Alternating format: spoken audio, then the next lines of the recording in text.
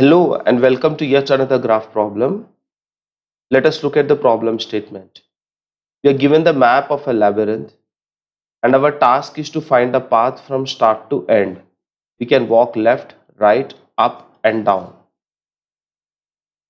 This path has to be it has to be the shortest path, and in the grid we are indicating a free space with a dot, a closed space with a hash, and we are supposed to find, that is, retrieve the shortest path from point A to point B. So in this test case, we are supposed to retrieve this path. There are a few important prerequisites to this problem. Number one, BFS, breadth first search, from the second introductory video, breadth first search. The second prerequisite is you must know how to traverse a grid. For that, look at the counting rooms problem. It is an earlier video. This was a DFS on grid problem.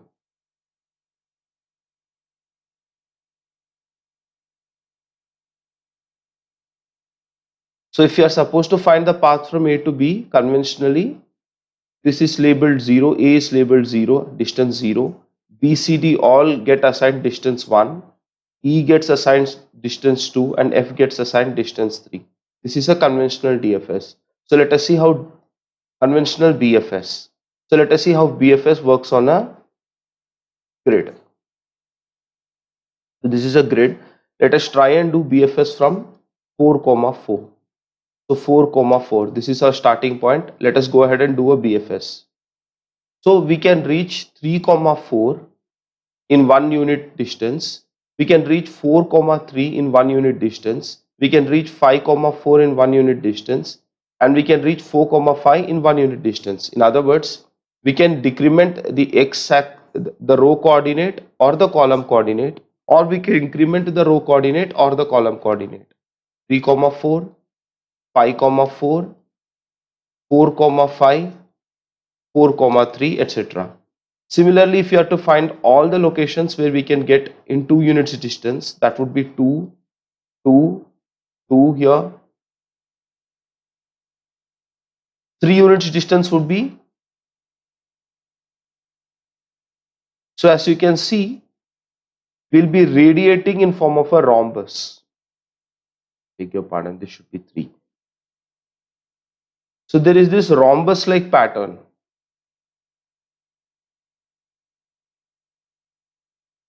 Our BFS radiates out in a grid like a rhombus.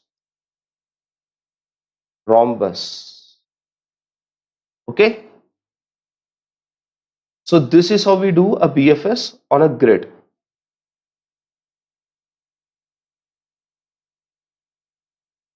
So let's try to mark parents with BFS on a grid. What do we understand as parent? Suppose you are starting your BFS from here. In 1 unit time, you can get to this location 1, 8 and this location 2, 9. So for 1, 8 and 2, 9, the parent is 1, 9. So in other words, P of 1, 8 is 1, 9 and P of 2, 9 is 1, 9. So let us say we start here. Let's try and mark our parents. This location will be 4, 4, the parent. For here also it will be 4, 4.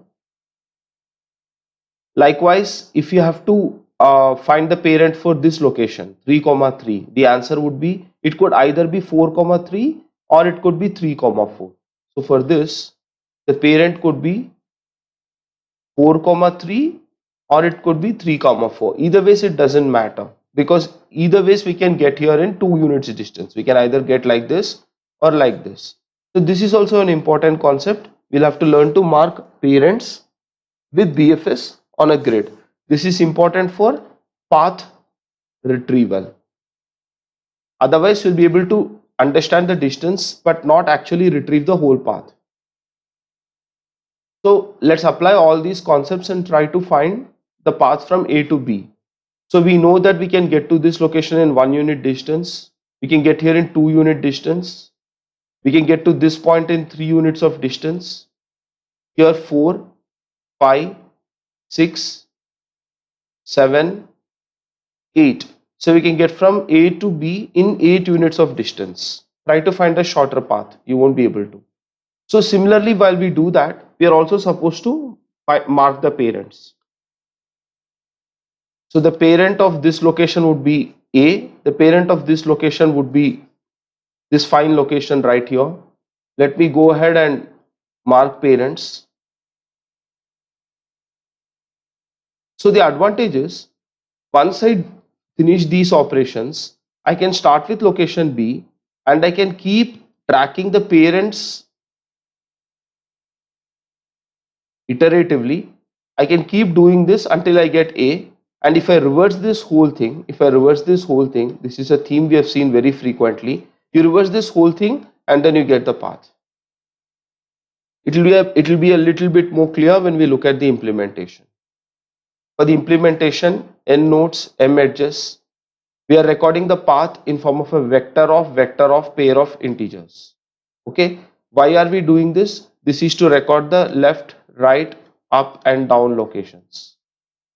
Then this one, vector of boolean, this is the standard way to track visited on a grid. It was covered in the first video, the video of counting rooms. Most of the legends of this video are common. Counting rooms, yeah. Okay, so Sx, Xy, these are the starting row, starting column, Ex, Ey, ending row, ending column. And of course, we have defined the moves. We have already covered this part in that counting rooms video. So this is leftward movement. This is upward movement. This is downward movement. This is a leftward movement and this is a rightward movement. Yeah, checking if a cell is valid or not. This is also covered in counting rooms. To summarize, this will check out of bounds. This whole line, it will check out of bounds. This will check whether there is a wall or we have visited.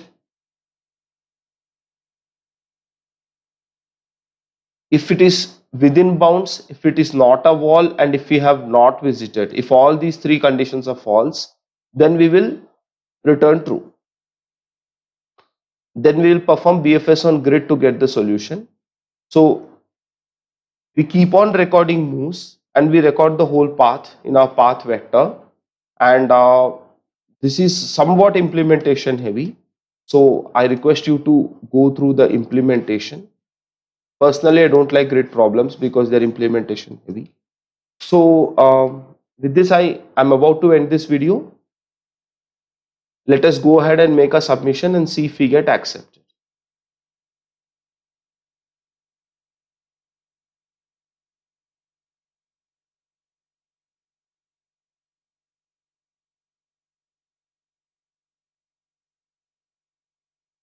So we got accepted.